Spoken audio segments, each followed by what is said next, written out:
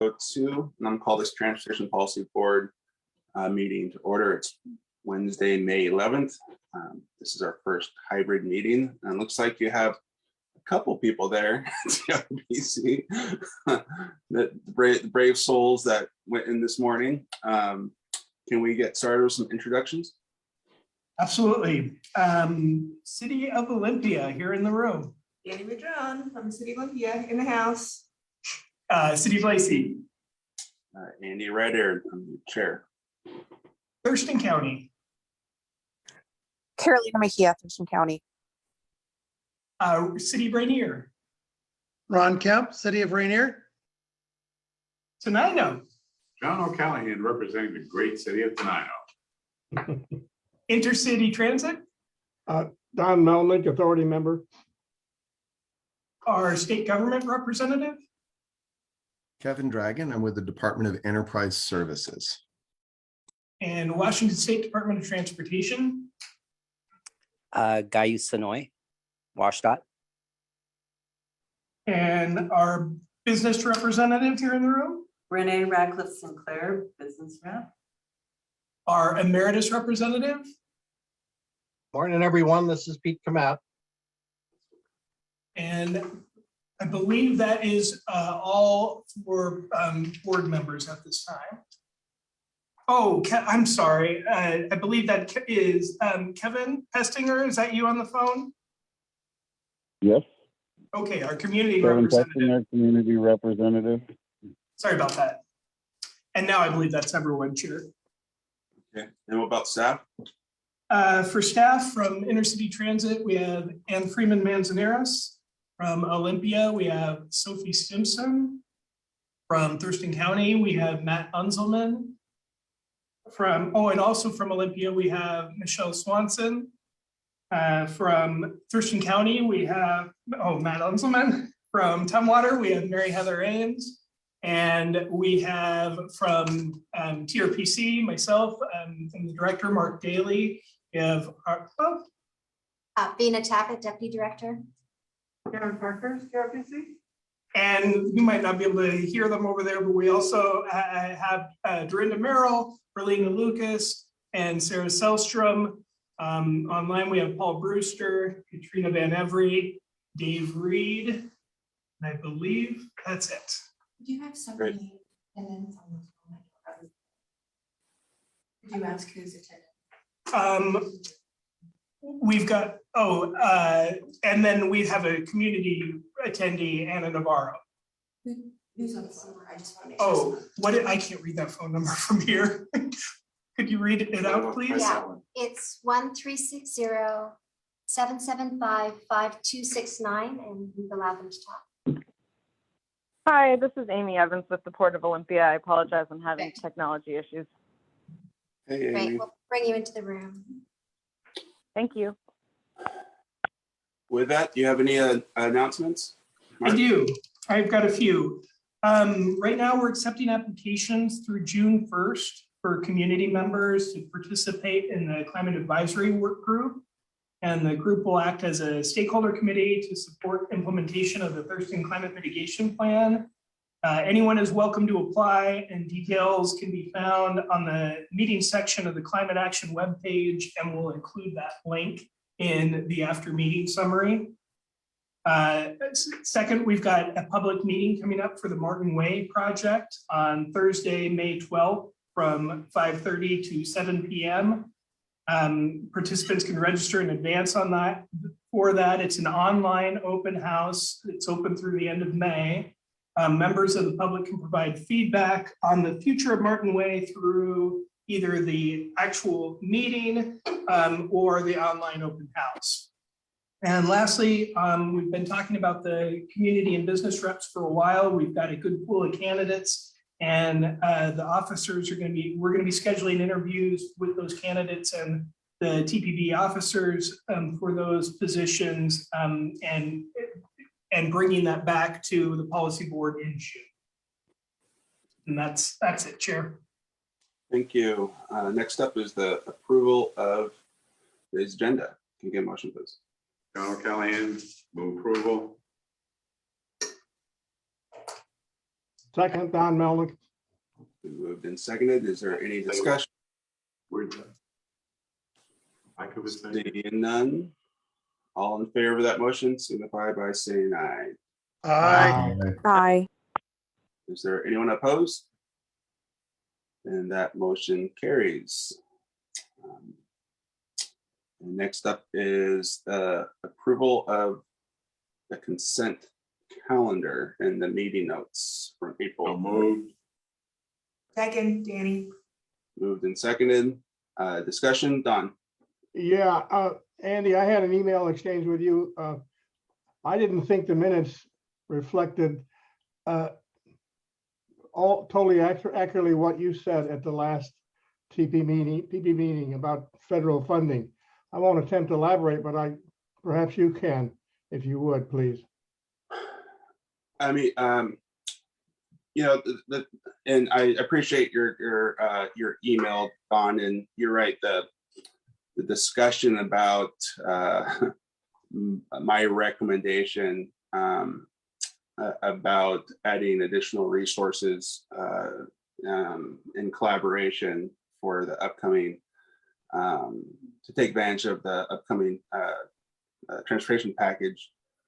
Obviously we could have gone a little more in depth there. This is on discussion for today's agenda, and so my recommendation is let's go through today's agenda and get the feedback, and then we can have more of a discussion there. Fine with me. Is there any other questions? And it's been moved and seconded. All in favor of the motion signify by saying aye. Aye. Aye. Is there anyone opposed? And that motion also carries. So let's go into our first agenda item, which is the organizational changes and new positions classifications. Mark. Yeah, so this is something that a lot of folks have heard about, but it's some important change in the organization. And so I wanted to make sure to have a chance to talk with policy board. We briefed council on this in April. And this is going to be challenging because over the next 6 to 8 months, we're losing two incredibly important pieces of our team here at TRPC. Vina Tabbitt will be leaving TRPC in September, and Karen Parkhurst in early 2023. And you all know, because you hear from them on a regular basis, these are two incredibly talented individuals with between them over 40 years of experience here at TRPC. And so these aren't people or positions that we just re-advertise and fill as they are. Some of what they do, they're able to do because of their years of experience with TRPC, with all of our members.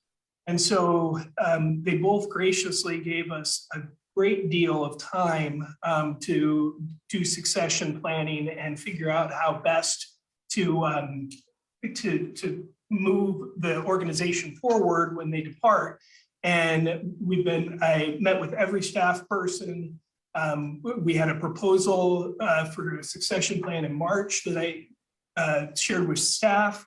It was received favorably, took that to council in April.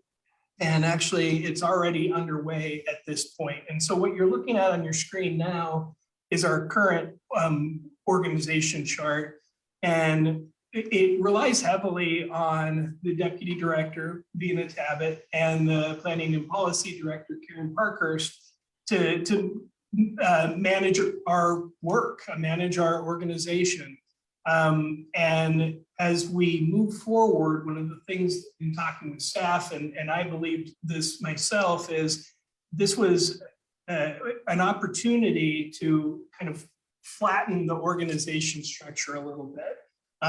Because when we lose these two people, we lose a lot of that institutional knowledge. And so if we can make our management team a little larger so that we can have some better exchange of information when we're going to be down a couple of key people, We'll be filling obviously behind those positions. Let's move to the next slide. And so what the new structure is going to look like is the GIS and modeling manager is currently under Vina. That position will now directly report to me. Our IT manager, Dave Reed, already reports to me and will continue to do so. We will be hiring a planning manager later this year, closer to the time when Karen Parkhurst leaves.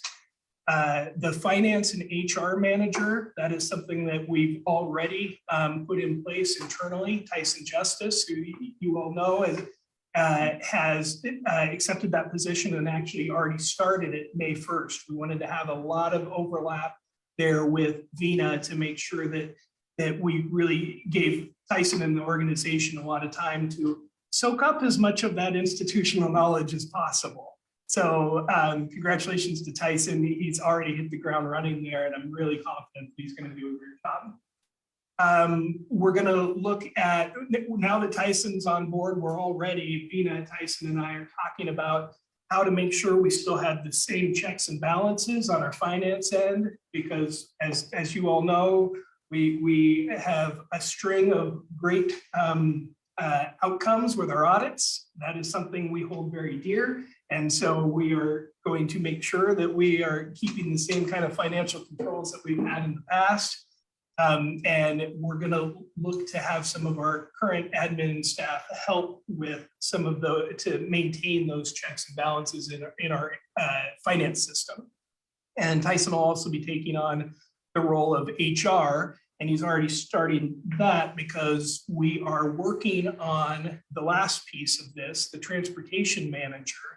One of the things that we also talked about with staff was I heard a lot of feedback about transportation, and this was something I also felt as well. Transportation is such a huge part of what we do. And as you all know on this board, there's a lot to it. We have a lot of pieces.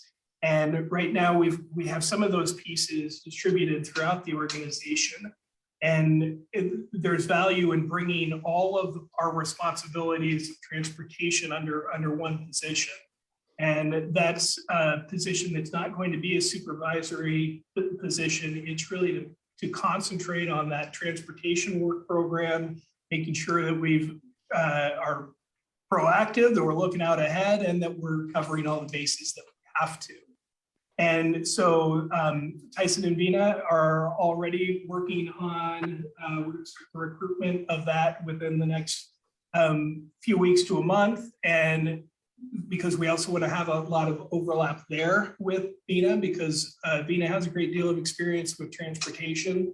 So we've got a plan that I'm confident that in the end we're gonna emerge just as strong out of this as we have been. And yet, obviously, it's difficult when you lose two people as talented as Vina and Karen. So with that, I'll take any questions. I have a question. Go ahead. Kevin, I was looking at the equity consideration section of this and thought there might be an opportunity to improve it a little. Perhaps it seems to reference only the concept that these leadership positions might be filled by internal promotion, but I think that's not exactly your plan. Is there any opportunity to add something to that, like, recruitment efforts would, be directed to try to find the broadest diversity of potential candidates that reflect the community or something along those lines? Absolutely, and I'll just to know that is our practice. We're always looking for as diverse of an applicant pool as we possibly can get. So yes, thank you, Kevin. Other questions? Don? This is just an observation, not so much a question, and not to take away anything from the continuing staff, but a whole bunch of institutional memories going out the door. And I'm sure you're going to address that, but I just wanted to acknowledge the two people that are leaving have been pretty key from my viewpoint. You are not wrong. Pete, you don't have to. Yeah, I'll echo that as well. But I did have a question. So some of the planning staff do specialize in, for example, updating the transportation plan, the trails plan, helping with the technical advisory committee. Why aren't some of them being moved under the transportation manager?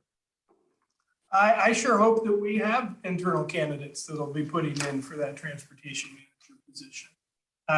I mean underneath them as Yeah. moving some of your planning staff underneath the transportation position. We did consider that, but we ended up in the end keeping that a non-supervisory position, mainly just to keep that transportation manager position nimble and really able to work across all of our staff. But we could have gone a number of ways on that. Because even our staff, like, for example, you mentioned the regional transportation plan that has been led by Katrina Van Every.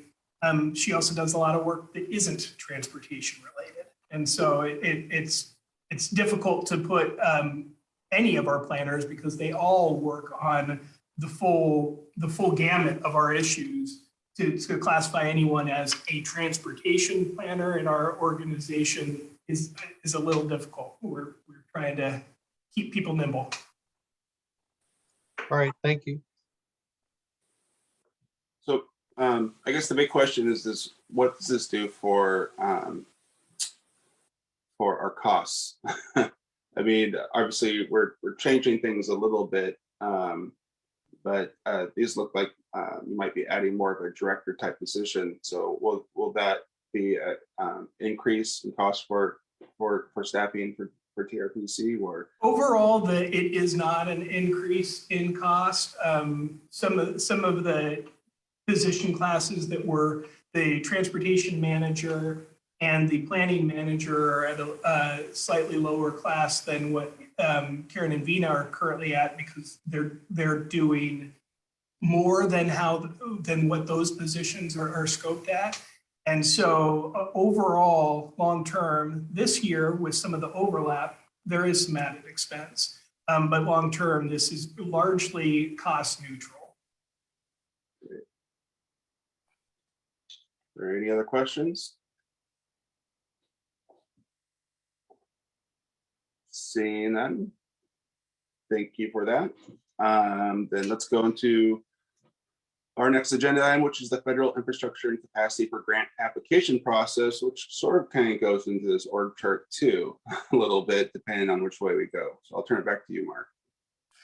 Well, so at the last meeting, as was discussed a little bit at the top, there was the chair brought up this issue of there's a lot of money out there with the bipartisan infrastructure law, with Move Ahead Washington. There also is more money coming our way, but especially when it comes to the bipartisan infrastructure law, where there's $550 billion of new transportation dollars that need to be programmed out over the next 5 years.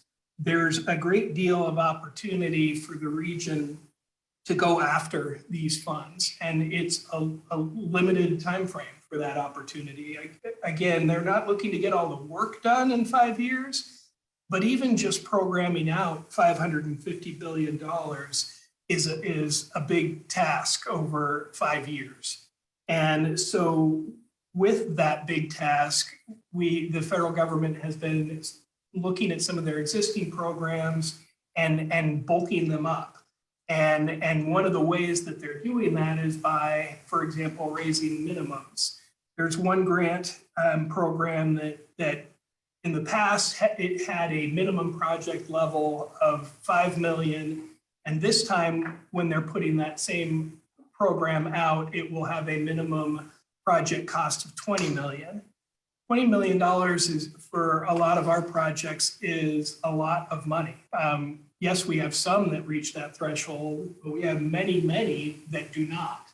And so the discussion was, is there an opportunity to, if we had some additional resource, to be looking at each individual jurisdiction's transportation improvement program, looking at the regional transportation improvement program, the regional transportation plan, looking at all of these pieces and kind of playing matchmaker across jurisdictions to build packages that tell a story of infrastructure improvement, transportation improvement, that then will add up to more dollars and better position us to go after some of these programs that have these increasing minimums.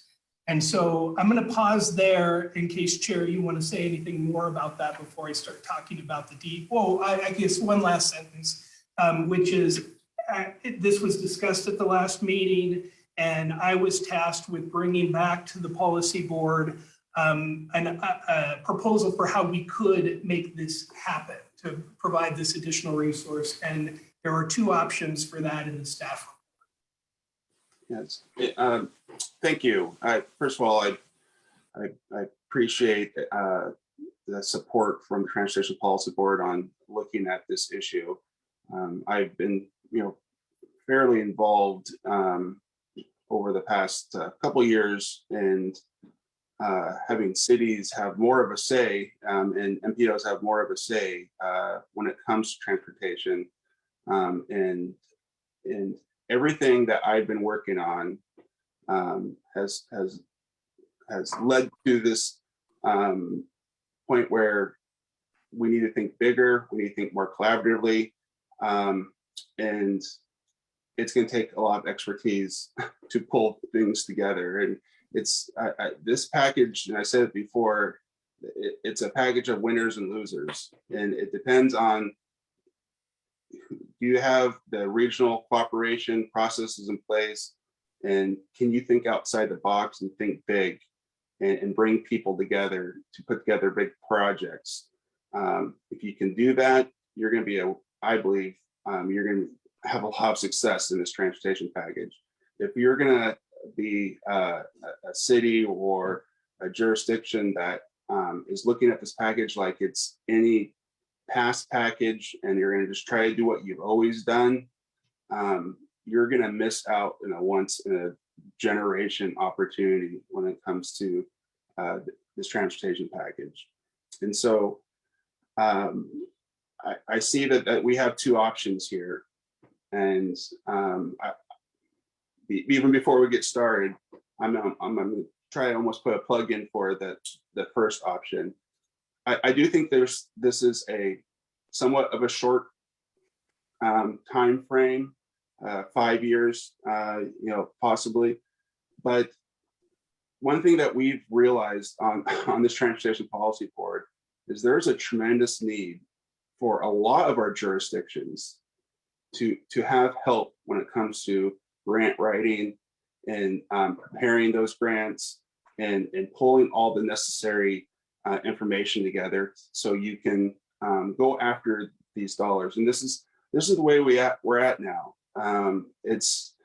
You need to have people out there who can find the different pots of money, whether it's in-state, whether it's federal, so on and so forth, to be able to do these projects. And the cities that can do it well, have had a lot of success. Lacey has had a lot of success with our grant writing over the years. But we all know that we're all connected. And so when I see a great project happening in Tumwater, I am ecstatic, because I know that it's going to help the overall network in Thurston County. And that's what we should always be thinking about. And we also have talked many times about how hard it is for South County to get grants, because they don't have the capacity. So I'm almost thinking that this is a position that will almost more than pay for itself in the long run. So from a dollar standpoint, I'm hoping all the jurisdictions can get on board and support what I believe should be a full-time TRPC staff member, maybe under the transportation manager of the org chart. And this should be our new reality going forward, is working collaboratively together, having this person have working relationships with all the jurisdictions to see all of our what's in the tips for all of our jurisdictions and find the dollars out there to help us apply for the grants, help us manage the grant, all those things. That's a full-time job, and that's not going to go away. I mean, that's just the way it's going to be from here on out. And so I think that, if we go that direction, this person will be more than be covered by the dollars that come into this region. And I think, we have a great opportunity to sort of lead the way on this. But I will open it up to the rest of the policy board to see what their thoughts are. Don? Yeah, I just wanted to add, I think the term that jumped out in your presentation last meeting was collaboration. I'm not saying there hasn't been collaboration, but I think with all due respect to all the stakeholders in the county, in many instances, we haven't had a history of collaborating because we've been more competitive, and that's the way it's been. But I think whoever comes on board to fill this role is going to have had some experience working with multiple stakeholders and helping them get on the same page. Because I think that's pretty powerful, I think, in terms of what I understand the feds are looking for. I mean, thank you.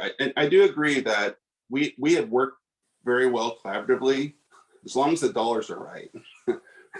Right? I mean, whenever the dollars feel like they're going maybe more at one place more than the other, that's when we've seen issues. And I do think we need to get somewhat away from that. We need to be picking good projects that are great for the region. Now we have access to a lot more funds than we've ever had before. And so now it's a matter of pulling projects together and let's do it. We can do them all instead of piecemealing it. And I do want to get away from this, winners and losers mindset that, we can fall into sometimes. And it's easy to do when it's a competitive grant. But I think if you structure this right, and if we can have buy-in from the technical advisory committee and the jurisdictions that we're all in this together, when one wins, we all win, then we can have much different outcomes going forward. I'm really curious what you think, Pete, on all of this, since you're our emeritus and you've been around for such a long time. On should we have a temporary staff, hire consultant, or should this be more of a full-time position? Thanks, Andy. I was kind of deferring to see what jurisdictions had to say, but I will say this. My understanding is this is less about competition and more about putting together packages for multiple jurisdictions because the dollar threshold will be higher, or because we can compete better by having multiple projects under one umbrella. So I don't see this as necessarily taking away from the competition aspects of it.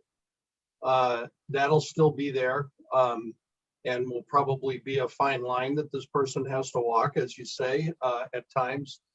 But I think the primary purpose is just first of all, just tracking all of the guidance and grant opportunities that are coming out, which is considerable, but also then looking for opportunities to package a project in, Olympia with Lacey or Tumwater or South County, trying to pull together a package that will be competitive on a state or national level. So I do think, I understand the challenges of finding staff, but I do think we should try and see if we can find somebody first. And if that doesn't work out, then we can always fall back on the consultant deal. But I do think that building some internal capacity would be helpful here. So it will take some of the money. I mean, some of the transportation funds will obviously be diverted for this, but I think it's money well spent. Can you talk a little bit about that, Mark? Because that was our first thought. It's like, okay, maybe, in future federal dollars, we can set some money aside for this position. And looking at the staff report and talking, we might not be able to do quite that. So- Yeah, in looking at project eligibility, we wouldn't really be able to use the funds that we program out and call for projects, but there are ways that we could look at how we use the funds that come to TRPC. And for example, that is the proposal you see is the 100,000 that has been identified was a contingency line item in our work program and in our budget. And so we can work on things like that in the future. But yes, that'll take away from other project related work. But obviously with the intention of helping to get more projects done in our area.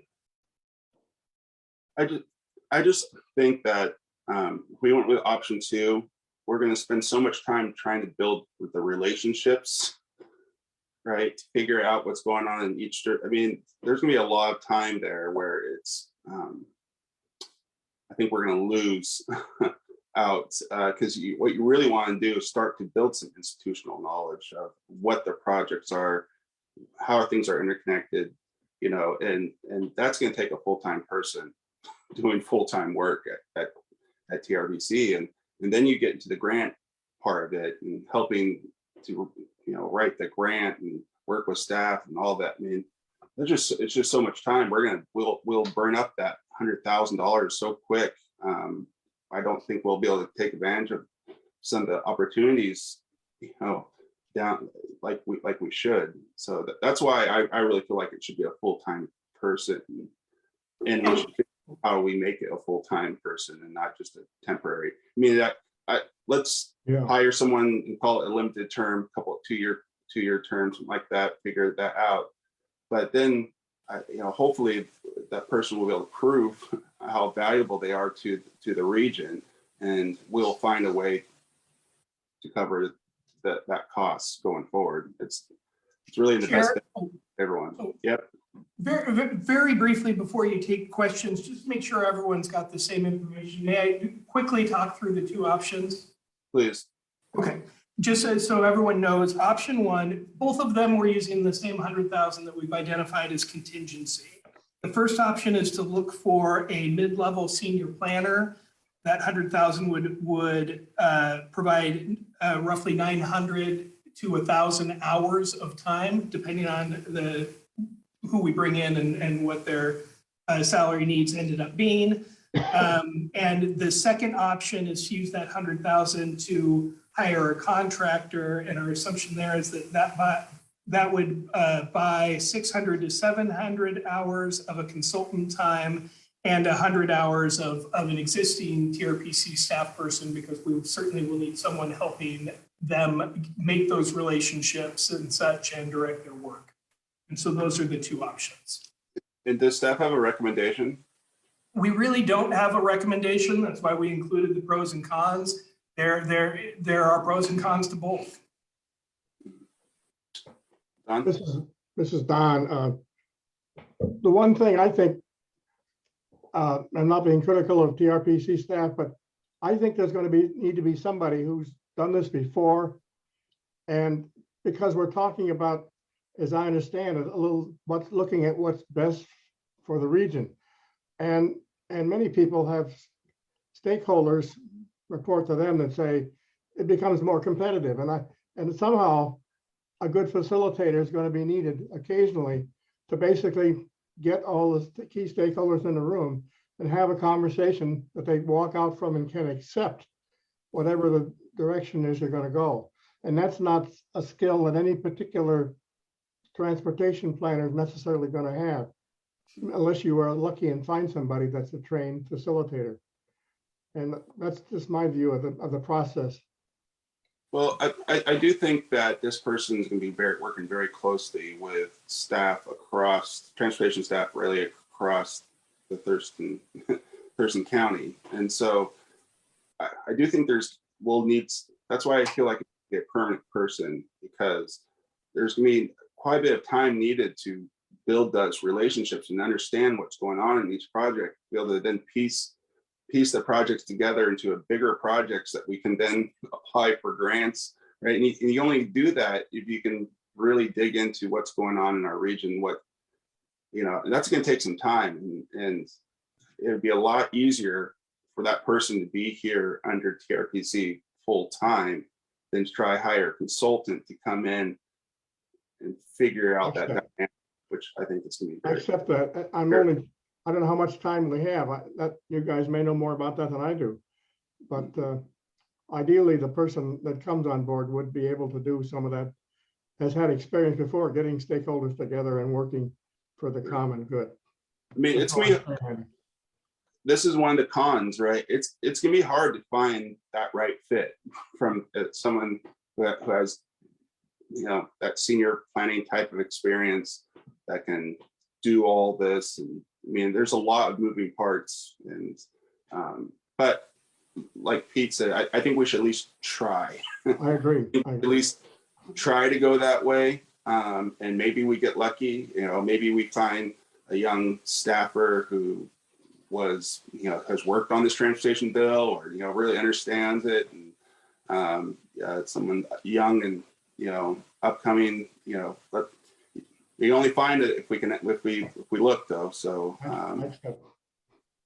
what about anyone else? How about You've got two other people up there that have questions before. Yeah, Brian Hess and Carolina Mejia. Okay, have their hands I up. don't see everyone's hand, so go ahead. Carolina? Thank you. I think it's a great idea, but I'm curious to see what the conversations at TAC have been about this proposal. I don't know that the TAC has discussed this proposal. I don't believe Okay. that they have. There has Okay. been a conversation among PAC around this general idea though, right? I would need to ask Paul Brewster about that if there's, Paul? Yeah, I think the TAC understands the need and believes that as a region, we need to build that capacity to support that coordination and planning and look at projects and think of ways to package projects for funding opportunities that are coming down. I think they're listening to your conversations, what that need is, but the TAC as a group hasn't deliberated as to what specifically the course of action should be. I mean, Thank you. I imagine, I mean, this is a delicate balance. We obviously don't want to step on any of our jurisdiction staff's toes, but we do need someone pulling all this together. And I do think there's a need, right, where I wouldn't have brought it. We wouldn't be discussing it right now. So, So I have, so my understanding of it, I mean, I think it's a good idea. But I think, you know, the coordination will be way more than anticipated. I'm concerned if it's enough for one person, right? Because I think there are very complex milestones. There's schedules that would need to be coordinated between agencies. I mean, just with the environmental permitting and the right of way, that's very a heavy lift. And so that's kind of my thought process through just hearing this proposal right now. yeah. And I'm not suggesting this person is going to be replacing any of the staff, you know, at any of our jurisdictions. So I'm saying this person's going to be help coordinate and work with all, you know, with the TAC and with everyone to help them, right, to bring more resources. So you're right. Sure. We could easily hire a couple people to do this, but you know, you have to do one. Chair, before you take the next question, actually, my recollection of the TAC discussion is returning. We did discuss this at TAC, and that's why I wanted to bring this up, because I want to be really clear. There was at TAC, there was a lot of question about the value of this, because individual jurisdictions will continue to go after their individual projects, And so there was concern around TAC, or at least a question of that value of that regional coordination, and whether or not there was adequate resource at each of the jurisdictions to put in their individual applications and work with TRPC to package things together for group, for combined applications. So there was some concern expressed at TAC. I wanted to just make sure to be clear on that. Brian has. That's not surprising. I mean, I do think when it gets right down to it, we are very competitive, and when it comes to these dollars, and I still think there's a lot of room for all of our individual priorities to go forward and to do that. I just still think it makes a lot more sense to package these things together and to really understand this bill. You know, that's going to take. That person doesn't exist within Thurston County right now. We don't have an expert. We don't have someone who's doing this all the time, looking at this all the time. So having that regional coordination, I think, only helps. It doesn't take anything away. It only helps. Let me go to the. Hang on. I've had my hand up for a while, and I would like to get in before we start getting to other people. Sure. Okay. My understanding is that we're trying to find somebody who's going to be the one who does the big grant writing to bring across jurisdiction lines packages and all for transportation. And these are the questions I'm having that I can hear from, you know, a variety of groups out there of the definition of transportation. We're not talking about roads, we're talking about transportation, which are bikes, buses, trains, walking paths, trails, things like that. Do roads get included in that? Additionally, if that's the case, what roads are we responsible for? And an example is 507 and 510. Yelm has been waiting how many years for a 510 bypass to get done? That's state level because that's a state highway. We shouldn't be putting in a grant to try to get that done. So now you've limited certain regions because we're still dependent upon the state to bring in and get our roads to where we can actually start having we can start having roads that work appropriately for the growth that's been occurring in our region. Unlike Lacey and Olympian and Tumwater, where you've got your Interstate 5, you've got a variety of roads that are going, and that area has been getting a lot of transportation money to help out, but we're still down in South Thurston waiting for 507 and 510 to get appropriately built to where we can start even moving more people. And so my big question is, do we have anywhere within our organization that's got the big map of Thurston County that puts it up on the wall and says, movement corridor, responsibility for these movement corridors, because that's how you start grouping things together by going, hey, this corridor touches this corridor according to Yelm, Tenino, Rainier, Bucuda, and things like that. And so these are things that I'm wondering, we including. So yeah, this is been a long going discussion here, Transportation Policy Board, on state highways, local roads, and they all need coordination. Right?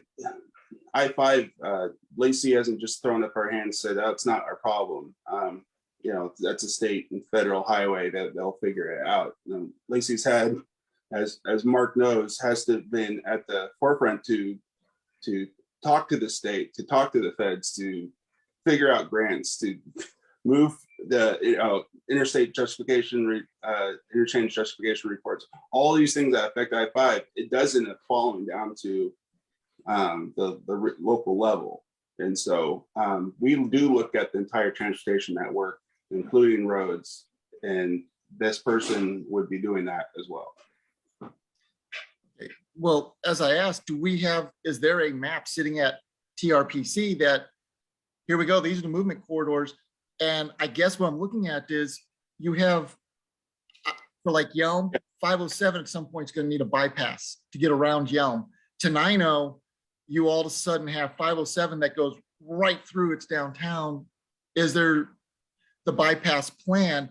If so, where's So- the land that they're going to be Yeah. doing that? So Brian, that's all part of each jurisdiction's and our Thurston County TIP, our Transportation Improvement Plan. Each jurisdiction has one, then the county has one, and then guess what? We have to coordinate it, and that's why we're here as a policy board right now to do just that. Okay, so then, and I guess if we're going to try to get that person to start writing grants, we need to make sure that we as jurisdictions are already looking at a big picture together, because if you bring in that grant writer and you have a community that hasn't gotten their priorities up there yet, and they all of a sudden start seeing money going towards because of the big grants, they're gonna, that's gonna be the big losers. And those big losers are all of a sudden gonna be you, and I'm just gonna say bad actors. You have bad actors who have a certain agenda of shutting down. I think I'm following you, Brian. This is why I'm proposing this solution, is that we have someone that's pulling everyone together in the same directions, especially South County that doesn't have the resources that some of the larger jurisdictions have to do this work. I think South County is going to be the biggest winner out of us finding a person, because you just don't have this resources to do it. So this is Don. I have a couple of observations.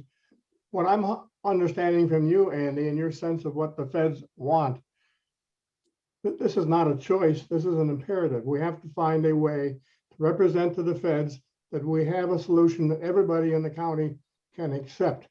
And that's going to be painful. All due respect, everybody in the room, it's going to be painful. And I think the other quick question I have for you, Mark, is in your memo, you talk about a transportation advisory committee. Is that the technical advisory committee, or is that another committee? No, I'm sorry, it is the technical advisory committee. Thank you. My mistake. I think the difference here is the way we've always thought about doing projects, which is one project at a time, jurisdiction at a time. And that from everything I've been told, we talked about, the feds want us to think bigger, right? They want to think how one project affects the entire region. And can you put several projects together to have a better outcome for the region, right? And we try to do that, but we've been so limited in our federal dollars, it's very difficult to do that. If we fix, this thing in Tumwater and this thing in Olympia and this thing in Lacey, and we do it simultaneously, working on it together, you can have a better impact, better outcome for the entire region. We just haven't, we think of that in some terms, but we haven't had the federal dollars to be able to do things like that. And that's what I'm saying we need to start thinking about more outside the box on how we put these projects together and make the case. Chair, we have a question in the room too from John O'Callahan. Great. Not so much a question, but basically a statement. I've been here since 1996. When I first got elected, I saw that there was a big divide between North and South County, and I wanted to see if I could do anything to try to make it work. To that, so that we start working closer together. To that end, I was an award winner from all three chambers of commerce on this end of the county. The chambers on the other end were non-existent if they met at all. What I learned is that once you got to McKinney for South Thurston County, you had a really big diversion in how people thought. This end of the county, people wanted to have the smaller homes and they wanted to be closer into where they worked and all that stuff. But in South County, they wanted to have the bigger houses, the bigger lawns, so on and so forth, 5 acres, that kind of stuff, 5 to 20 acres. That's what they wanted. That's a mental shift. Whoever gets this position has to be able to understand that division of thought between North and South County. Now, the advantage that I think we're going into is because of our population shift. We're finally at that point where we're actually going to be looking at 5 county commissioners and 5 port commissioners. And it's because of our population. Yes, I think it's a good idea as well. So with that said, I do believe we need to have a person, full-time person for that, but somebody that at least for the first year is going to be able to not just say, okay, well, this road should be fixed, that road should be fixed.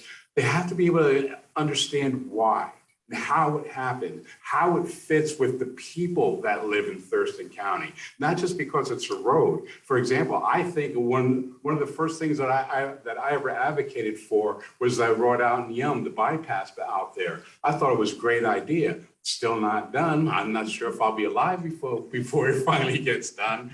But that was the first thing that I actually started advocating for. So much so that I was smacking on the table. That's when I think his name is Robinson. Anyway, we need to have somebody that's going to understand the nuances between South Thurston County, which is all the small communities. Tenina's got about 2,000 people now. But because of population shifts, Thurston County is actually starting to see what the 2020 plan thought they would see. It started to hit this last 10-year period. Pete's seen it a lot in Tumwater. I'm positive of that. Coming all the way out, taking old 99. If we can do something there and make that four lanes all the way through, that's a major project. Drop all the power lines and all that kind of stuff. And especially since it's already moved, population is already moving out in that direction. Those are the things that I think are really important. And whoever gets this position, if they're coming from Seattle, they're never going to understand what Thurston County is. If we get if we do option number 2, the consultants, they're just going to be looking at numbers and lines on map. We need somebody that's going to understand Thurston County. If we can find that person, we are gold, pure gold, and we will all benefit greatly from that. Thank you. Appreciate it. Thank you. Amy, I see your hand up. Yeah, I'm new to the party here, but it sounds like we've been talking about coordination and collaboration for a long time. And as was previously mentioned, this is imperative with the once in a lifetime federal dollars that are being deployed, that we get our efforts going now. I think that finding an employee is great if that's possible. The port's been trying to hire a planning type person, grant writing type person, and have had very few applicants. So I would just say time is of the essence, so we can go down that path. But if we need to pivot to some sort of a consultant, because these monies are, there are some of these monies that are more long-term, and then there's some that are finite. So we want to make sure we don't miss the boat. I think it's exciting, and I totally agree with your comments, Andy, about this being a great opportunity for all of us to row in the same direction. So I fully support it. I'm way over on time. Is there anyone? Chair, just so you know, I'll provide, when we're done with this discussion, I'll provide a very quick update on high capacity transportation, because that is something that we can bring next month. It's not time sensitive, but the call for projects is. So we will need to get to that item. And that's a couple minutes away from that. Is there anyone out there who doesn't think we should go with number 2 and not number 1? We should at least try to find a full-time person under TRPC. We need to find a full-time person. That person will then have the time that they need to understand Thurston County. I absolutely agree. Okay, I think you've seen our recommendation here, Mark. And it seems pretty unanimous. Is there anyone who thinks we should go with consultants? Only if we can't find an employee in a timely basis. I have my hand up. Okay, go for it. Sorry, I can't see everyone. But All right, so this is Peter from Tumwater. I really don't understand what we're talking about. It seems like we've been talking about multiple things. From what I understand, we have 2 options, 1 and 2, and yet we're talking about both options in terms of who does what and what is supposed to be done. Shouldn't we have picked an option first and then go about what that option does, so we're better informed? So somebody is talking about, okay, we want all the roads in South Thurston to have this, to have that, and somebody is saying, okay, we have this to do that. It is not necessarily information. It's more of talking past each other. Mhm. Fair enough, Peter. And I think the reason why we've heard some of this conversation is because we're talking about capacity, right? The capacity under option one and the capacity under number two. And it sounds like when we're talking about capacity and the need for things to be done, it sounds like more hours and not less hours. And so that is the one thing that's been moving, I think, me and I think most of this policy board to finding the option one and having a full-time person instead of an option two, which is hire a contractor.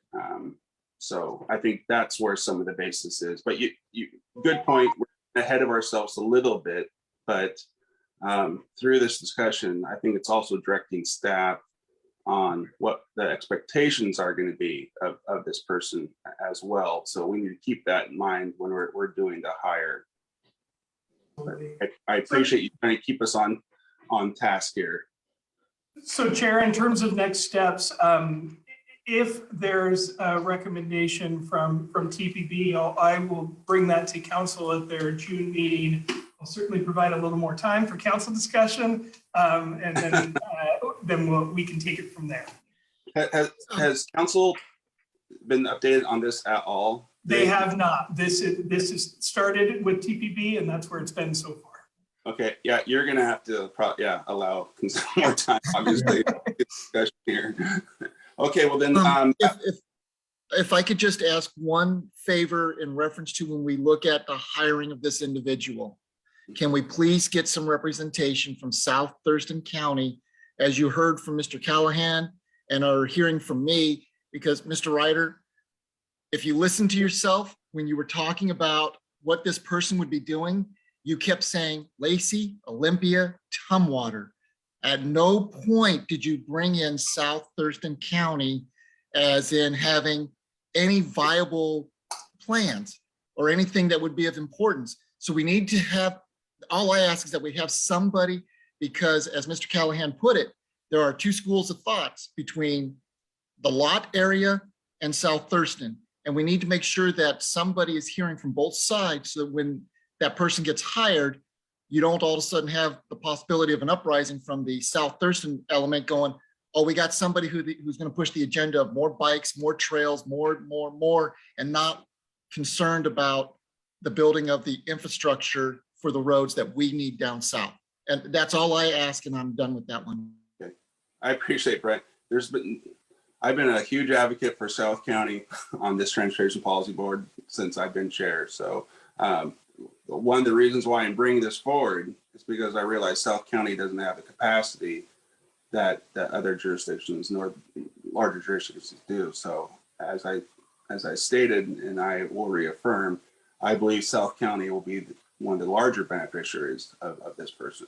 So with that said, I think, Mark, you have your direction, and we'll wait to hear what the full board thinks about this discussion. And then let's go on. Do you want to do a quick update on the high capacity transportation study, or you want to? We got a hand up in the room here.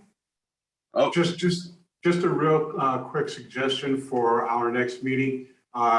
It sounds like this newfound money is different than what we've normally been getting. So if we can get a comparison of what we can do with this money as opposed to what we've been able to do in the past, that might clear up a whole lot of questions.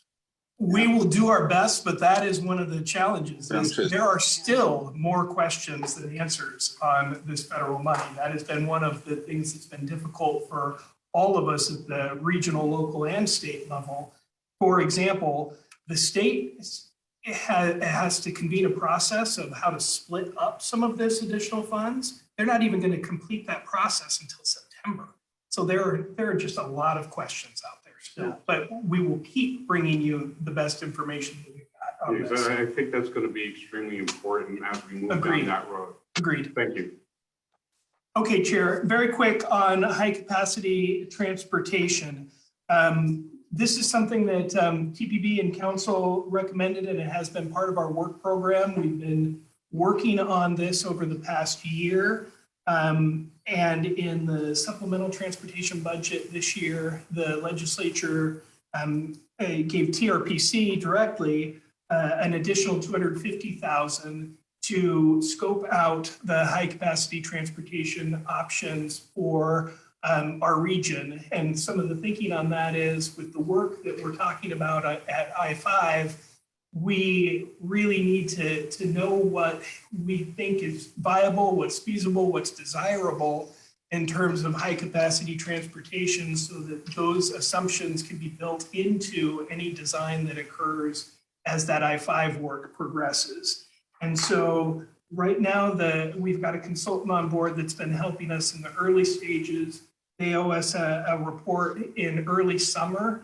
And at that point, we're going to take that report and the $250,000 from the legislature, and we'll be looking to hire consulting help to further look at express bus service up to Pierce, van pools, the potential for commuter rail, the potential for light rail, and also consider how the proposal for the ultra high speed rail, the Cascadia rail line, how that affects our region, because that would come through as well. And in Move Ahead Washington, there was 150 million allocated towards that high speed rail line. So there's going to be work going on at the state level that we'll want to coordinate with.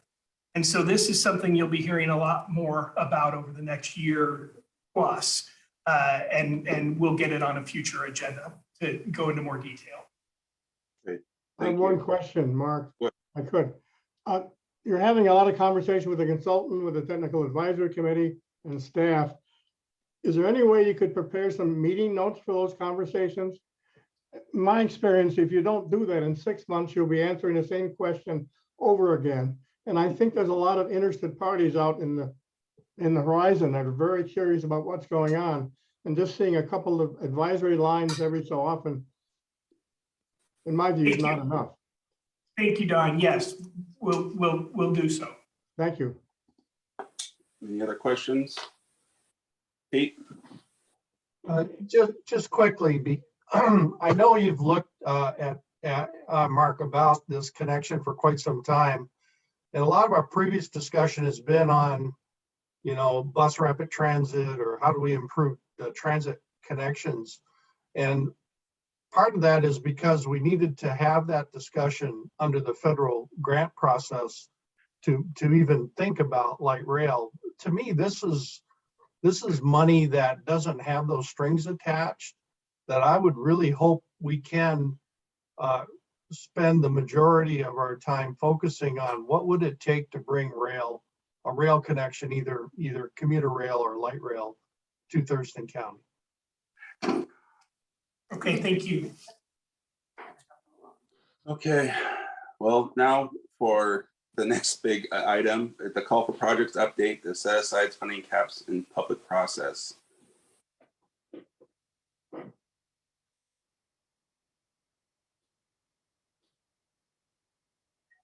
Yeah, I'll start.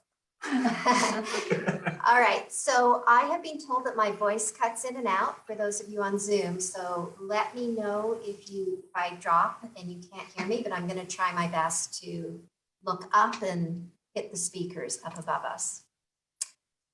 Okay, so we have been talking to you all about the federal call for projects update, and we are at one of what we thought would be one of our final agenda items, but we've still got some work to do, but we've got a few things to talk about today. So just as a reminder why we're doing this, we are updating our process, provide a more direct tie to performance goals and targets. You all have adopted some targets over the years, and the idea is to line up to get a suite of projects applying for funds that really better line up with our performance goals and targets. We want a competitive process that's very clear and transparent about project eligibility and evaluation criteria. And I think we have actually accomplished that for the most part. There's some questions about what certain things mean, but that has raised other questions that we'll talk about a bit later. And then another thing that's very, very important is to continue to position our region to meet what we call our obligation targets. That's just the amount of money we get under contract each year that the state tells us we need to. If we don't hit that, we can lose money. If we hit it in a timely fashion, we can gain money from other folks that either don't hit their targets or other states. And last year we got 1.5 million extra because we did a really good job on that. This call for projects update, we just talked about applying for federal grants. What we're seeing is there's a whole bunch of new programs. This is not what we're talking about today. What we're talking about is some 2 pots of funds that we program out at TRPC as part of our responsibilities as a metropolitan planning organization to partners within Thurston County. And the 2 pots we're talking about are called Surface Transportation Block Grant Funds, STPG. In the past, that's been also called Surface Transportation Grants, STP, Surface Transportation Program. And they come up with different names, but it's essentially the same. You know, they change a little bit around the edges, and it is our most flexible pot. It can fund projects throughout our region, but it does need to be major projects. For instance, construction projects are limited to certain road classifications. They're called functional classifications. So it wouldn't fund a neighborhood project, for instance. It would be on a larger road. And then we have something called money, I'll make the local larger. and then we have something called the Surface Transportation Block Grant Set Aside, or that in the past it's been called Transportation Alternatives or Transportation Alternatives Program. We call it TAP, TA, SPTG Set Aside. It's all somewhat the same thing. And it really is a certain amount of money that the federal government pulls aside and says, use this for smaller scale projects. It can include trails and bike and pedestrian facilities. For instance, if you were applying for a walking route to a school through a neighborhood, this would be the pot of fund that most likely would be the one that you would be looking at, given the type of roads and all that. And we have great staff here. Paul Brewster is just really fantastic at figuring out eligibility of different projects. And if we don't know, we just ask the state. So we don't want to get too wrapped up in that, but these are the 2 programs we're talking about. You're not talking about the congestion relief or CMAQ funds, because they have specific criteria that are passed down through the federal government that we need to follow, mainly to reduce our particulate matter 10, which is just big pieces of particulate matter, and we need to reduce that, and it only applies to a certain area. Okay. You can see just by that description how complicated these other federal funding programs are. I mean, we're just trying to tease it out. Who's eligible, what's eligible, and all that as everything zooms out. We're right now just talking about 2 very specific ones that we've essentially been working with for over 20 years. So our general concept for our call for projects update is that only certain projects will be eligible, and those are called our regional priorities. Those are projects that are considered planning projects, safety projects, projects that look at efficiency of our system, maintenance, resiliency, and active transportation. Essentially, those are the types of projects we have funded consistently for the last 20 years. And so we're not really making any changes there. We're just calling them out very specifically. And some of technically the new categories, resiliency and active transportation, those are types of projects. For resiliency, for instance, we've seen a lot of flooding in our region, or areas where we might have an accident on I-5 and we need detour routes. Those are the sorts of projects that help make sure our system has a lot of resiliency, a lot of redundancy, so that people can still move around safely, even in terms of natural disasters or accidents. And that gets stuck under a bridge. Yeah. And then active transportation are those types of projects that are like trails or sidewalks or crossing improvements in our area. We have funded those for many, many years. And we're just calling them out as a specific category in this call for projects. So those are the types of projects that are eligible. No really big changes there. The next part in the middle of that slide is called our regional priorities. Those are how we're going to rank the projects. We've talked about those 4 categories in the last few months. We have 4 categories that have been identified. The first is efficient use of federal funding, because we have, and we've talked about this many times, federal funding can be very difficult to spend. And for construction projects, you really don't want to put, say, $10,000 on a project because it costs more to meet all the federal rules than that $10,000 brings you. So we've set sort of limits on that. For a planning project, it really isn't the same issue. So it really is project type dependent.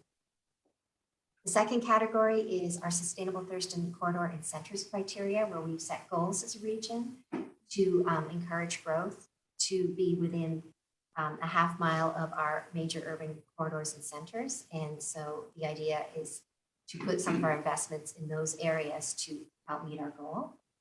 We also have greenhouse gas reduction targets as a region. We adopted those maybe 10 years ago and refreshed them, I think, last year or the year before. So the idea is to try to meet those goals, to see if we can, and transportation is a large proportion of our greenhouse gas emissions. So trying to sync those 2 things up. And then our equity goals, which I believe we talked about last month, of really looking at what type of projects our community feels are top priorities, and then just not just our community, but different subsets of our community.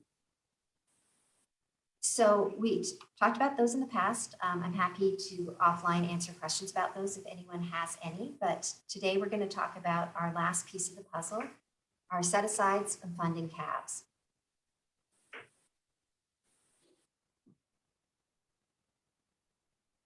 Okay, so set-asides. So historically, we have done something called set-asides, where we pulled money out of the bigger pot and put it towards something. The one recent example, although we've done this in many shapes and forms over the last, I don't know, at least 15 years, is called our Rural Community Support Program. And that's a partnership where Thurston County will receive federal funding, put it on a federal project that they probably already have federal funds on, and then they will administer a program where they can provide local funds to Rainier, Tenino, Bucota, and the 2 tribal partners that we have for smaller projects. We set aside $60,000 in federal funds 2 years ago, and we're going to see some projects. And then we ran a competitive project for those smaller projects through this board and through TRPC.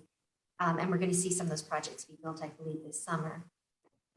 So that's one example of something we've done for a long time. In the past, I think we tried to do that just for pavement maintenance, and we've had different variations of it. So very strong partnership with Thurston County. They've been just terrific to provide support to our South County partners.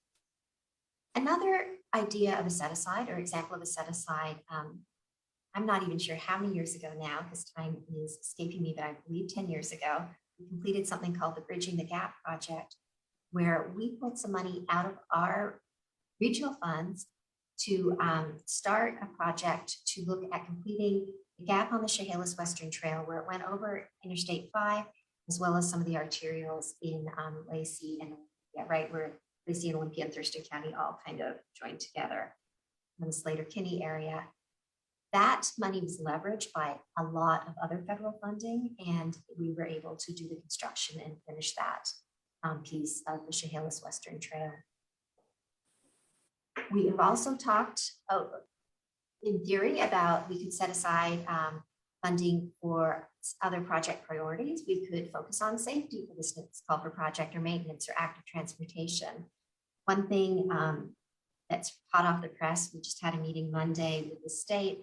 We may want to set aside funding for a program that can receive federal funds at short notice, maybe a rural pavement project, just to line ourselves up to receive extra funding. So there's all sorts of options in there.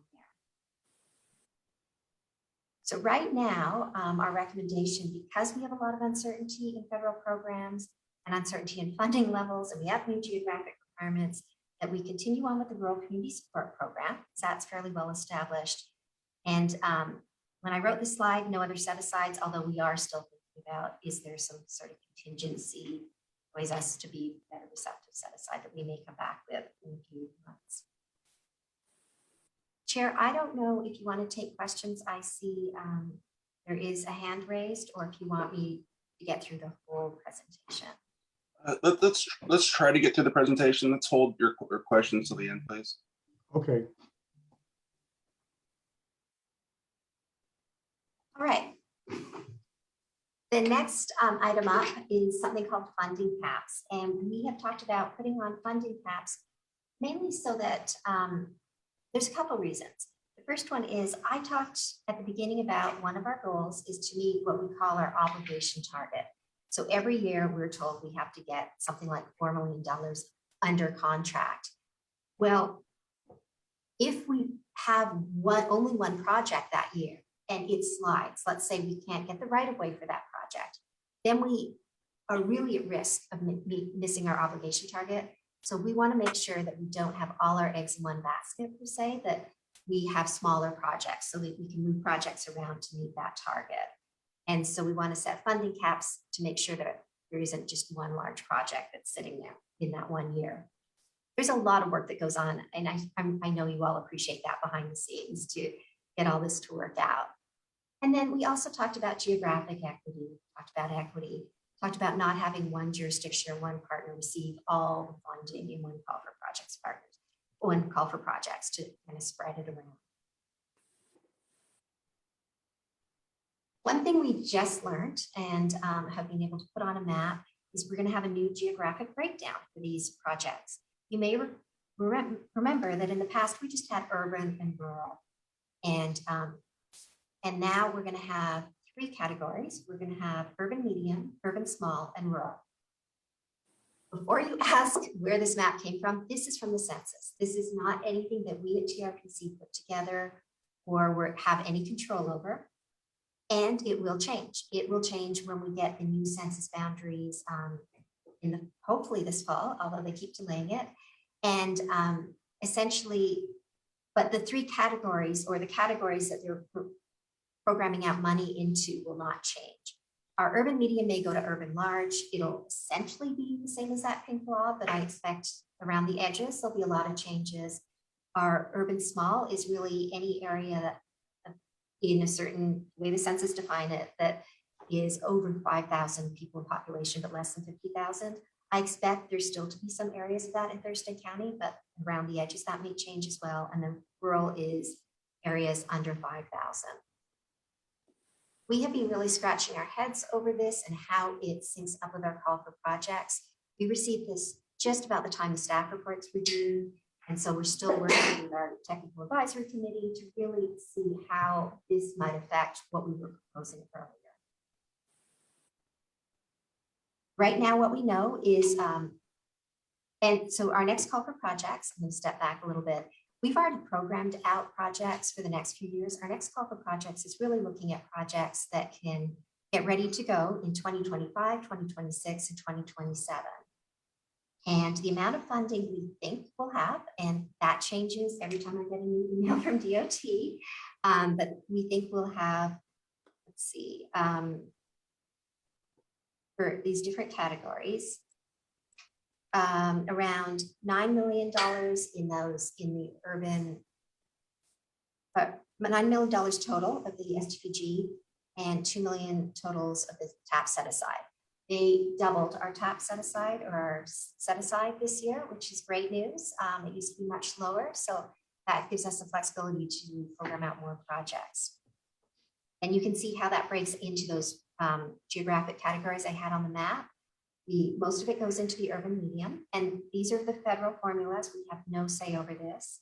And there's some in urban small and rural. And then there's a flexible plot that we can apply to any of those other areas. So what we're suggesting for our funding caps right now, and open to discussion, is that we will have a $2 million cap per phase. And that's really about each year, what I talked about earlier, hitting our targets and making sure we have some flexibility. And then $3 million per applicant. So an applicant may put in more than one project, or more than one phase of a project that would be in different years. And that's for that's for urban medium for the big pot. For urban small and rural, we're saying $1 million per applicant. We just simply have less funding available in those pots. And then for the set asides, the smaller type of projects, $1 million per applicant in urban medium. For urban small, $250 per applicant. We just have a very different divisions in that category that the federal government gave us or the state gave us. And then rural, $500,000. But we do know that a lot of projects can go for either types of funding. In fact, we had a project last time that applied for 3 of our flavors of funding. They broke out the project. The bike lanes, for instance, went into the alternatives, but the efficiency part of the project was funded under the STG. So we're saying a limit of no more than $3 million per applicant combined for the urban medium, and then the urban small and rural, a limit of no more than $1 million per applicant combined. We have also heard strongly from our partners that they want to put joint projects in and that should be allowed. And so we're right now saying 1 joint application with traditional partners. We may change that. I mean, if we want to encourage more joint applications, why not take that number off? That was just thrown out there as a discussion point. And then we also have non-traditional partners like school districts and such that apply for the funding. And they are not eligible to apply for the funding on their own. They need a partner to do that, either Department of Transportation. If it's a planning project, we can apply on behalf of them, or if it's or one of our local cities who have something called CA authority. It means basically they have the qualified engineering staff on staff. And I know a lot of our partners have served in this role for our school districts, for instance, and other non-traditional partners. We do want to encourage that. So we're saying that does not count towards the limit. You can go ahead and sponsor a non-traditional partner and throw those projects into the pot. We're also going to ask that they prioritize proposals so that we know, so that, if there's a tiebreaker, for instance, the member will get, and it's between their 2 projects, they get the project that their top priority. Of course, federal eligibility will also determine if a project can be submitted or not. That's kind of a no-brainer. We can't submit projects that aren't eligible for this funding. And then as far as the urban, small, and rural categories go, that map I showed you, there might be a project that fits into both. So we're saying an applicant can apply for both those pots or one or the other. That mainly is Thurston County that would be eligible to do that. And yeah, I think that's the main thing there. So some questions we have that we're working through, and this is like a fire hose of information that's coming down to all of us at TRPC, as well as our partners, you all, and your technical staff, and we are trying to work our way through it. And as we dig into the implications, a lot of issues have been raised that we will need to work through. So one of them is, should all 4 regional priorities, those priorities I talked about at the beginning, equity, the sustainable Thurston land use corridors, the federal funding, efficiency, and greenhouse gas reduction, should they all apply to all those geographic areas I talked about? Sustainable Thurston land use is an example. Does it even make sense to apply it to the rural areas, for instance, because it really isn't a rural criteria? So maybe we just waive that one and their points are just based on the other 3 criteria. Another question we've raised is, what is our multi-year approach? So we talked a little bit today about getting contingency funding. I mentioned we got 1.5 million last year. Next month, I'm going to talk to you about a project that's for moving forward. It's over 6 million that we have an opportunity to get this year. And so how does that all fold in to those funding caps? Should we say over a 4-year period, these are the caps, so that we make sure that we get that geographic equity that we talked about of spreading the projects around the county? Another question is, can communities receiving funding from the Rural Community Support Program also apply directly for federal funding? Those are questions to ask and answer for ourselves. And then final one, so increasingly important as far as I'm concerned, is how do we work in projects that are best poised to capture redistributed funds on short notice? The more I work with the state on this, the more I realize we could capture at least as much as we're given annually if we are poised correctly. So that's a way of increasing the pot and benefiting everyone. And we need to really figure out how that works with our competitive call for projects. Okay, one more topic and then I'll talk about our next steps. Match requirements. So we have great news here. We heard from the DOT this year that we no longer have to have a local match. They figured out a way to waive that. That means you apply for more federal funding to round out your project. But a lot of our projects, and you'll see this next month when I bring the list, were overmatching because they only felt like a certain amount of federal funding would be available for their project. And there was a lot of local funds put in to make up the difference. Well, so there's a whole bunch of different angles here, but this removing the local match is, I think, allowing us a lot more flexibility. And so we are going to recommend that we waive the local match and allow our projects to move forward with 100% federal funding. Realistically, our jurisdictions are still going to be spending that local money on transportation. They will just have more flexibility on where they spend it. And then I have referred to redistributed funding or contingency list many times here. I'm sure you realize how important that is to me personally right now of what we're working through. What we have is a contingency list of projects. So projects that don't receive funding are competitive call for projects, but are put in and evaluated. And then they're sitting there waiting to receive redistributed funding if we receive it from other states or sanctions from other jurisdictions. We can also use it if a project drops out, we need to move another project forward. In other words, if I'm going to keep mentioning right away. Right away is one of those ones that I hear a project has right away, and I start to just get very worried because there's so many elements of negotiating right away that it can just very much cause a project delay, despite everyone's best intentions as we move forward. And we've done a really great job. I don't mean to imply that we don't know what we're doing there. It's just there always seems to be something unexpected that occurs when it comes to right away. So we'll have this list of projects that can get ready and can move into the queue quickly. And then finally, if other opportunities arise as what we're going to be talking about next month, where there's additional money that's coming in and we need a set of projects at short order to advance to the state and say, hey, we've got these projects, we've got money, and we do a little match up here and move forward. So we really need to figure out how this fits in with our call for projects and how we build that list. So our timeline, the county's expressed concern about our criteria right now, and we make give comment to you right now about their specific concerns, but we're working with the county and other partners to evaluate their projects and problem solve issues that are arised, and just trying to get that equity, geographic equity that I talked about that is so important. We want to have a level playing field for all our partners as we move forward. We don't want to disadvantage anyone from the get-go. And so between June and August, we'll be making revisions, we'll be soliciting for public comments on the process, and back to you for further briefings. But we still expect to be able to ask for a final decision in the fall and move forward with our call for projects in the fall. Okay, with that, I think we're ready to take questions. We've got Karen and Paul here as well. Okay, can you stop sharing your screen? So we need to go back to the 4 big questions, right? Are we? What staff? What are you looking for from us today? Well, I think specifically we're looking for your thoughts about removing the match requirement. And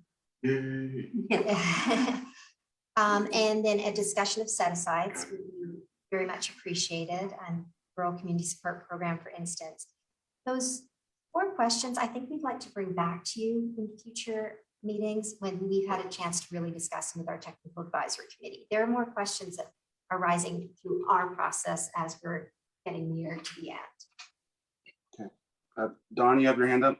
Yeah, I just had one, and that was on the funding caps on page 4, the note, and I think, Rena, you mentioned it. Note 1 talks about one joint application. And the question was, given that we're really interested in collaboration, there must be some reason why you're limited to one, or you said that's still a flexible number, but could you talk a little more about that? I probably put that in and I am already rethinking it. So I can't give you a very good reason and I actually would recommend it gets raised. Like I said, this has been a fire hose of trying to put it together. So maybe we raise it to 3. I mean, or maybe we don't have a cap on joint projects. Well, that was the question I was asked. If we're interested in collaboration, why do we need a cap? But there may be well be practical reasons from your perspective why that's not practical, but. Before I get to Carolina, I agree. I don't necessarily think there should be a cap either. I think we should be doing this on the basis of the regional significance of the project. You know, and if our, you know, our number one project, for example, the project that's gonna make the biggest difference within our community is a project that's more than the, you know, more than that cap, we shouldn't turn it down because there's an artificial cap on it, in my opinion. Carolina? Thank you. I was just going to say that I'm glad that we're going to be, there was a big concern for the county on the ranking choice and how basically those projects were going to be chosen. I'm glad that we're going to go back to the table and have more conversations about it because it was definitely not equitable. I mean, just under the proposed criteria, the county would only be receiving that 12%. And, you know, we have 49% of the population and 66% of the roadway centerline miles. And so we were very concerned, very frustrated. So I hope better ranking criteria comes from that conversations that we're going to have in the future because it really puts our rural county in a disadvantage when it comes to projects. Carolina, I want to assure you that was not the intention, right? I mean, what we've been doing is working on trying to come up with priorities and put some, you know, and it was never the intent. It's not the intention of the work that we've been doing to artificially somehow, you know, exclude a jurisdiction here. And so there's obviously, this is something we've been working on for quite a while. There's more work to be done. But if the end result is excluding any jurisdiction artificially, then that's not our intent. And so there's definitely some more work that needs to be done. Although I do want to still reiterate, you know, equity is a big part of this, right? And making sure we are meeting the needs of a wide variety of people within Thurston County. And obviously the Thurston County as a jurisdiction does have the majority of our lane miles, so on and so forth. And so that's a big priority. But, you know, what we need to do is start going through the process and see how this is starting to play out and so we can adjust. This is a difference between what we've always, you know, done in the past, right? Where we've tried to set aside basically based on population to a degree, set asides for these dollars where we're saying, okay, now let's sort of look at, we can't really do that anymore. So now let's look at, you know, these projects of significance, these regional projects of significance that have some sort of rank on them and be able to assign some standards here. And so that's where we've been working on. We know there's gonna be bumps in the road and we're gonna have to adjust on the fly. And so, but I don't want any of the jurisdictions to think that we're gonna try to artificially somehow exclude you know, jurisdictions from these federal dollars. That's not our intention at all. So how the county stands right now, the county doesn't support the current draft criteria ranking proposed. I look forward to seeing the new ones that come out. But the county does support the funding caps as proposed. And we support the funding set asides for the rural community support program. And I think the set asides currently, they limit the flexibility for the county. And our recommendation is that no other set asides be created for that. So thank you. Is there any other questions? The one set aside that I think that needs to be discussed, we have talked about this on several occasions, is the maintenance and upkeep of our trail system throughout Thurston County. We do not have a dedicated dollars to maintaining our system that we built and that is now in desperate need of repairs and upkeep. So that's the one thing I would like, if we were going to have any sort of set aside, was to look to maintain our trail system throughout Thurston County.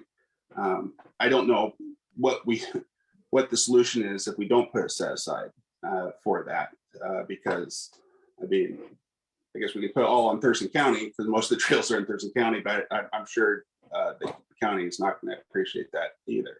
So I think it makes sense to look at, have staff do a little bit of research on what will it take to maintain and improve that network. And so we can think about a set aside for that, because that helps everyone within Thurston County, not just one jurisdiction, because obviously they go through all of our jurisdictions. That's one thing that makes sense in my mind. Pete? Chair, we see that Don Melnick and Pete Commit have their hands up, as does Danny Madrone. I'll go to you, Pete, and then to Danny. I did have just a fundamental question. Are these dollar amounts per year or for the 3 years in total? They're for the essentially 2.5 years in total. We have about a half year for the first year and then 2 more years. And then how do these numbers compare to what we've received in the past? They are about double for the TA funds, and they're probably 10 to 20% higher for the STPG. Well, that's interesting. So that is a pretty significant change then. And then, so Tumwater obviously isn't over 50,000, but yet you've grouped Tumwater into the plus 50,000 category. Is that because all 3 North County jurisdictions are considered one in this scheme? Yes. The census urbanized area does not consider city boundaries. They look simply at population thresholds with a specific formula. So yes, Okay. We didn't do it. The census did it. But And then there's there's like a bizarre little thing in southeast Thurston County. Is that like Clear Lake area or what is that? I believe it's Clear Lake. Yes, there's Okay. some, and that may drop out next time. We'll see the new boundaries. Like I said, we have no control over those, and then we look at them and go, okay, how does that now reconcile with what we consider our urban areas and rural areas? Interesting. I would support what Andy's talking about. I think just like with the Chehalis Western, we should just take a set amount off the top. At least, I think it would just be a one-time project, perhaps. I don't know how much it'll cost, but to just repair there's some significant damage to parts of not just the Chehalis Western, but the Elm Tenino Trail as well. So I think there's a need for ongoing maintenance, repair, and upgrades of that system. And so I'm not sure what that dollar amount is. I think we need to do a little research. But yeah, that's the one thing that affects all of us, goes through all of our jurisdictions, that it makes sense to put a little bit of set aside for it. Yeah, to me, it's no different than paving a road. So it should qualify. And I mean, maybe that's an easy thing to also talk about, if there's extra money available, what do you do with it?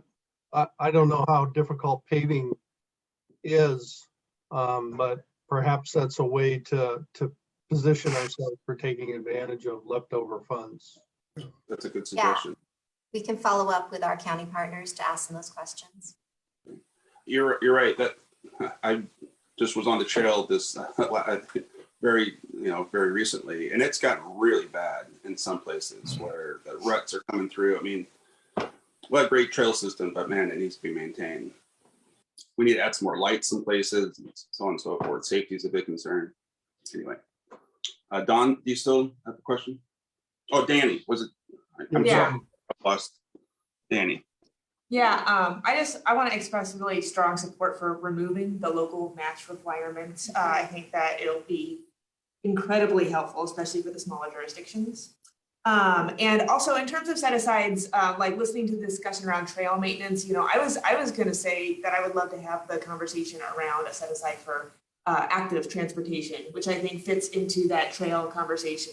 But active transportation has, multiple benefits when it comes to affordable housing in terms of people not having to own a car to be able to get around, for public health, for climate change. So I think we should be talking about active transportation set asides in connection with the needs around trails. That definitely connectivity is for sure. Something I've been talking quite a bit about at Lacey is the need for our sidewalk improvements and connections. There's still so many areas where it's not safe for people pedestrians to walk. And that's just sort of how Lacey has been pieced together. It didn't start from the middle and work its way out like, Olympia and some other jurisdictions have. And so I know this is an issue of a lot of places, is interconnectivity. Where are the missing pieces? How do we get more connections into the trail system, so on and so forth? And we don't really have a set aside to do that either. But that can be a part of a project as well, looking at how do we make better interconnectivity through all of our jurisdictions. Is there anyone else? Okay, staff, do you feel like you've gotten some direction? Absolutely. It's complicated and we're just taking it piece by piece, but we'll bring a little more information next month and keep working our way through this. Thank you. I understand North County is, on wanting to keep a cap in some cases. And the reason why that would be a concern is if you don't want all the dollars going to just one project, so on and so forth. But I think we've been pretty good at at not doing that. Although, sometimes you do see a jurisdiction say, I want it all.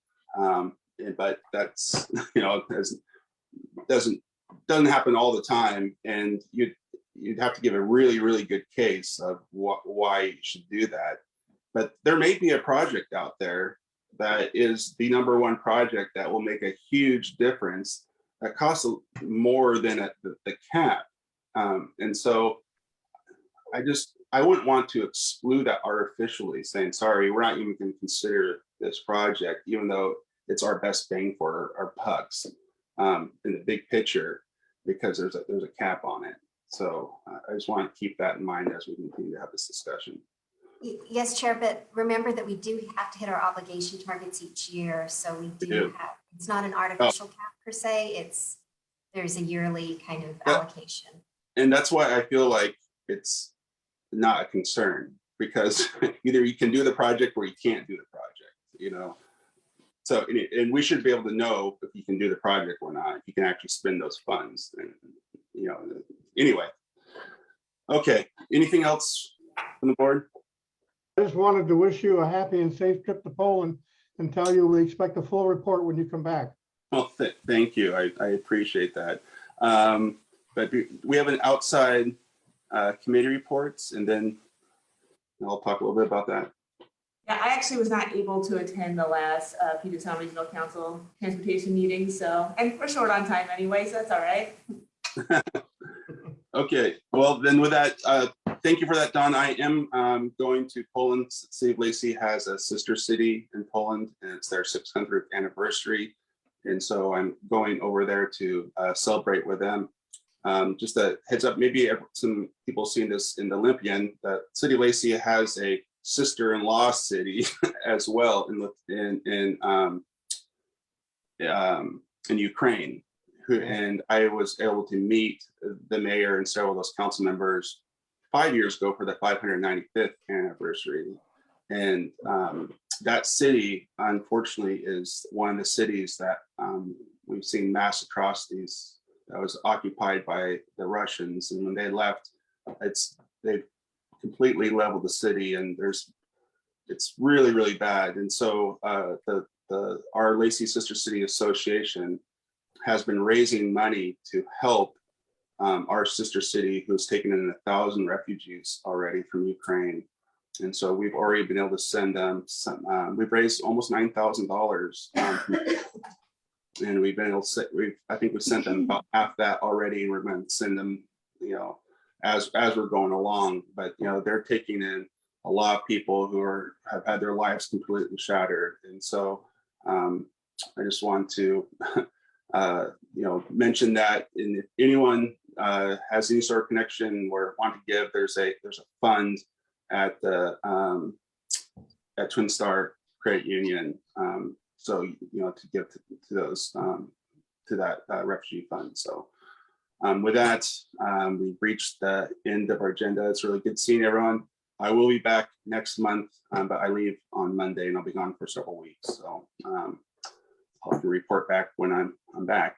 So good seeing everyone. Without objection, I'll call this meeting adjourned.